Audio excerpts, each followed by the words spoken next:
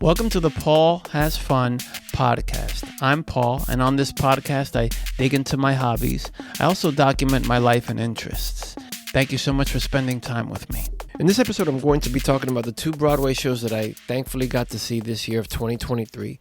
The first one being Back to the Future, the musical, and the second one being MJ, the musical.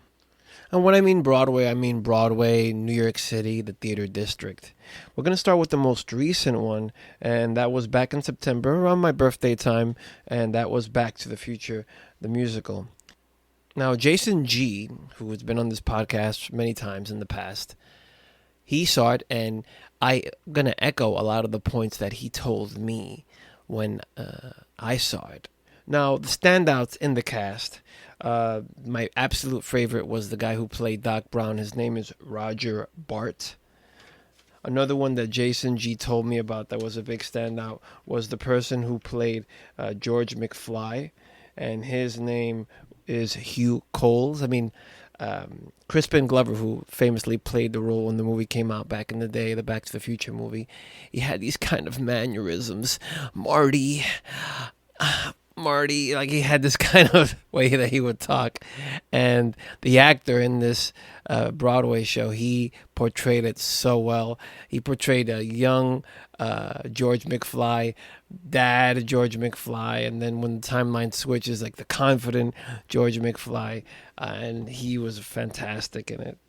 The effects with the lights and the staging and the movement of the car, where they had like this model DeLorean, I guess. It was a DeLorean, and the actors could get in it and manipulate it and stuff, and the way the stage moved around. And there was a point where even like in the third act more so, where the DeLorean, the time machine, is a little bit like above the crowd. It was very cool. Like I said, they used as well like kind of a screen and video and stuff like that to kind of tell the story of the movie, of this musical, because there's a lot of musical numbers in there.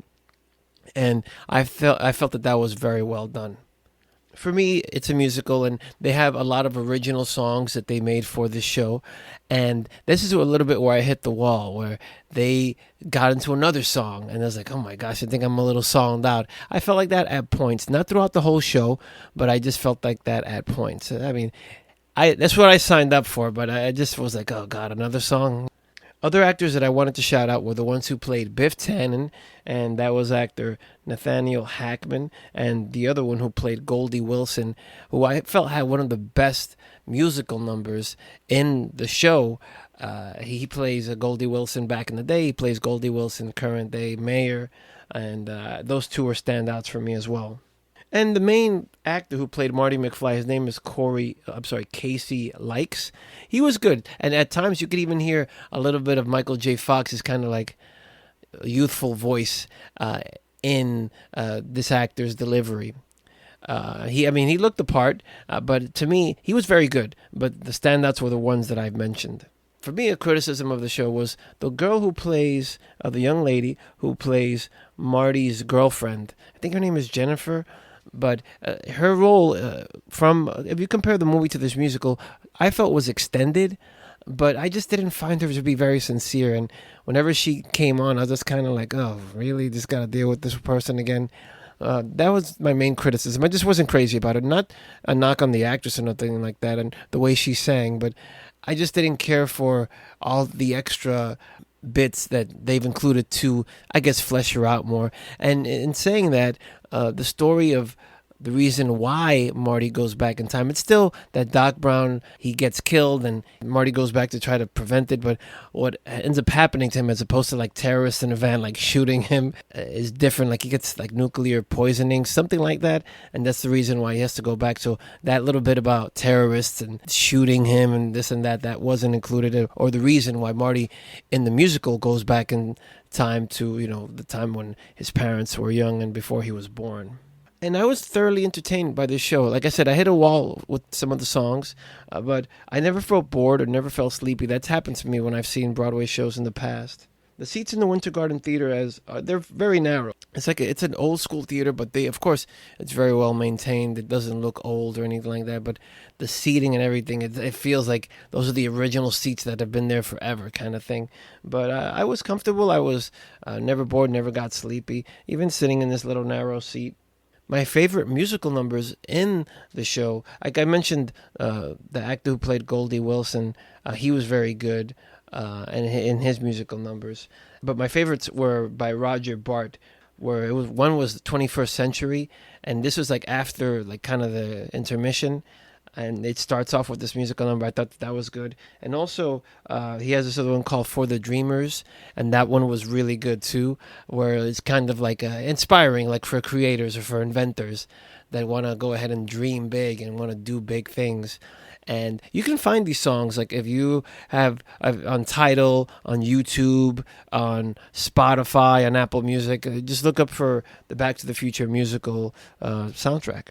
In seeing Back to the Future, it really made me reflect of how on Broadway a lot of these properties that I've known from my childhood, like the MJ the Musical, like Back to the Future, are being made into Broadway shows, and I love that. And it makes me regret missing out on two that have been around that I just didn't go make it a point to go see them, like the Beetlejuice show, like ended like I think a year or two ago. Wish I would have seen that when it was on Broadway. And also the Spider-Man one. Now that one is like super old. That was like 10, 15 years ago, maybe even more. That I made it a thing to go see those two shows because, like I said, those are properties like from my childhood, and I would have liked to have seen them, and I probably would have really enjoyed them.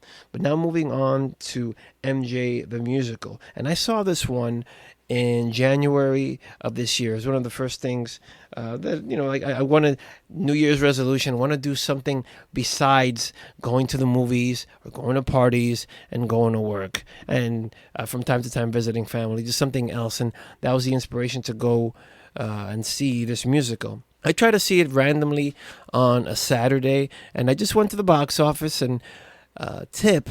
Definitely, of course, you can always get tickets cheaper by going directly to the box office, or if you go to that TKTS thing in the middle of Times Square and get discounted tickets for the shows which are day of. They won't always have all the popular shows, but there will be an electronic board there. You can see what's available, and if your show that you want to see is there, just get on the line, buy your ticket, and you're good to go.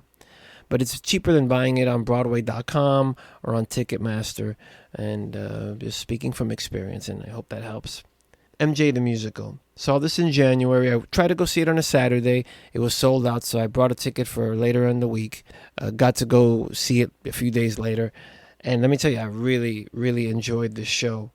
Being a fan like so many millions of people are of Michael Jackson's music, you just like kind of dancing in your seat throughout the whole thing. And it wasn't just like Michael Jackson adult songs. It's like some songs from the Jackson 5, some songs from the Jacksons. So it was definitely spanning his life. The show takes place as he's on the Dangerous tour. It was a little bit of a comeback because the thing that he released before the Dangerous album, this is all covered in the show, like in terms of dialogue and stuff, that it wasn't very successful. This show was going to be kind of like a comeback for him. He was a perfectionist and he had to get it right. And he was spending all this money to go ahead and get it perfect. Even in the show, people like other characters in the show going back and forth with him were like, you're just not sleeping very much. You don't rest. You just want to work. You want to make everything perfect. And he's like himself, yeah, it has to be perfect. I got to make this like the best thing ever, And I found that very interesting. The musical takes place during his preparation to go on the Dangerous tour. And then he's reflecting on his life, dealings with his mother, dealings with his father, growing up. At first, I felt the show was a little cheap. I mean, and this is a regular practice, but up to this point, I hadn't seen a Broadway show for years, but it was like the same actors who were the dancers, like the backup dancers that, he was kind of like choreographing and practicing with, getting ready for this tour. They would play like his parents, and they would play like different people in his life, and the sets were just kind of like put together, and I was like, oh, this is a little bit cheap. But as the show progressed, and some of these sets were so elaborate, like for Smooth Criminal and They Don't Really Care About Us, I think that was one of the other songs, like the sets were really like amazing. And then the whole Thriller number, like close to the end, and that whole set as well was so cool. So that definitely changed my mind about the show being cheap. There was a point where I got emotional, and this is when he was talking about his life, and he was as a kid, or like as a teen at this point, and he starts to sing "I'll Be There," and I got emotional at that particular number. And the actors that they used to play Michael Jackson at different stages of his life, kind of like the young Michael Jackson, the almost like a young adult Michael Jackson, and then the actor who plays him kind of present day in the show. The actor who played him present day was the one who impressed me the most, and he wasn't even the main actor who was hired to do the show. He was like the understudy. His name was Jamal Feels Green. Like instantly after the show, I was like looking this guy up on Instagram. Just what the things that he did with his voice and the way he moved and everything, I was very impressed. The cast was very good too. Like there were the actors who were playing his mother, and the singing and the dancing, and these songs and the sets were just like, wow. Out of these two shows, this is a show that I would see again. Back to the Future was great, but this show, just for the music alone and the performing, it was fantastic, and I would totally see the show again. If I was on a date or wanted to take somebody on a date and wanted to kind of impress them, I would definitely take them to the show if they hadn't seen it before. And this was just like a little slice of this man's life. So I feel like you can do another show, another MJ the Musical. I mean, there's not like Broadway sequels, right? One was inclined to want to produce another section of this man's life and make it into another musical covering even, like this one covered big hits, of course, the obvious ones, but I would be open to watching another musical basically on this man's life, talking about another section of his life, and I'd be okay with that, right? Because this just covers like a little slice. And it makes one think like, and there have been other Broadway shows covering popular singers, songwriters, or actors' lives. There's the Neil Diamond one, I think that's on Broadway now, and I think there was a Janis Joplin one, but that one's finished up. But those folks don't super interest me. Like I said, it's people who I kind of grew up with. Like maybe if they did a famous rapper or a famous singer, like Prince's musical, or like a famous rapper's musical or something like that, that will be more up my alley, and I would be totally open to that. And it just makes me think like of all the possibilities that would be available after watching this particular show. But those are the two shows I got to see this year. If you ever are in New York and these shows are still playing, and you're familiar with these properties, I recommend them for sure, especially if you like Michael Jackson's music. That's the one of the two I recommend the most, but they're both fantastic. But if you've seen these shows, please let me know what you think in the comments below. If you're watching this on YouTube, if you're listening to this in the podcast form, I will leave a link to the blog at paulhasfun.com, where you can go ahead and just click on that link and leave your thoughts and comments there. Thank you so much for listening. Thank you so much for watching. My name is Paul, and I will catch you on the next one.